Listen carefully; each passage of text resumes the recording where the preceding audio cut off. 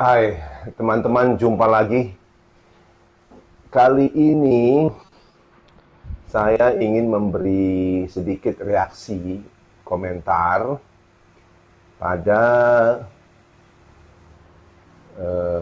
dua report yang baru-baru saja muncul di media sosial mengenai vitamin D, ya. Jadi kira-kira bulan Maret dan April sampai April 2020, Profesor David Meltzer. David Meltzer itu Professor of Medicine di University of Chicago mengadakan penelitian yaitu ada kira-kira 500 pasien, ya, ada 500 pasien yang terkena COVID-19. Dan dari 500 pasien ini dikumpulkanlah data vitamin D-nya, ya, data vitamin D-nya. Dan ternyata hasil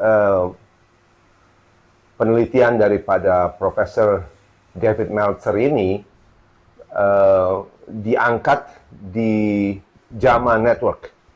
JAMA itu adalah seperti jurnal di Indonesia itu ID, ya, Persatuan Dokter Amerika. Itu jadi JAMA itu singkatan dari Journal of American Medical Association.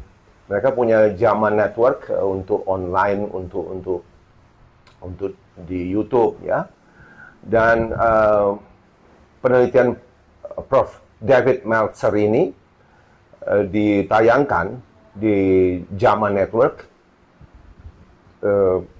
seminggu yang lalu, kira-kira tanggal 14 September 2020. Jadi hasil yang didapat di University of Chicago adalah dari 500 pasien itu ternyata disimpulkan bahwa apabila kadar vitamin D dalam darah kurang atau istilahnya adalah deficient, ya, deficient. Biasa yang dibilang deficient itu adalah di bawah 20 nanogram per mililiter, ya. Kalau kadar vitamin D dalam darah pasien-pasien ini kurang dari 20 nanogram per mililiter, maka kemungkinan terkena infeksi COVID-19 adalah 77%. 77%, ya, lebih mudah kena dibanding orang dengan kadar vitamin D normal atau tinggi, ya. Jadi ini sedikit melengkapi apa yang sudah saya laporkan di video saya yang lalu, yaitu studi dari Dr. Michael Holick yang dari Boston, ya. Karena Michael Holick yang juga dipublikasikan di online tanggal 16 September 2020 menyimpulkan bahwa kalau kadar vitamin D darah Anda normal atau tinggi, itu akan mengurangi kemungkinan infeksi COVID-19 sebanyak 54%. Jadi singkatnya, David Meltzer dari Chicago mengatakan kalau vitamin D darah Anda rendah, defisien, maka Anda kemungkinan kena COVID-19 77% lebih besar daripada orang yang kadarnya tinggi. Sebaliknya, Michael Holick dari Boston mengatakan kalau vitamin D darah Anda bagus, maka kemungkinan infeksi COVID-19 turun 54%. Jadi angka-angka ini sangat signifikan. Pesan saya terhadap kedua video ini adalah, sementara tidak ada obat yang pasti untuk COVID-19, ya, vaksin pun masih simpang siur.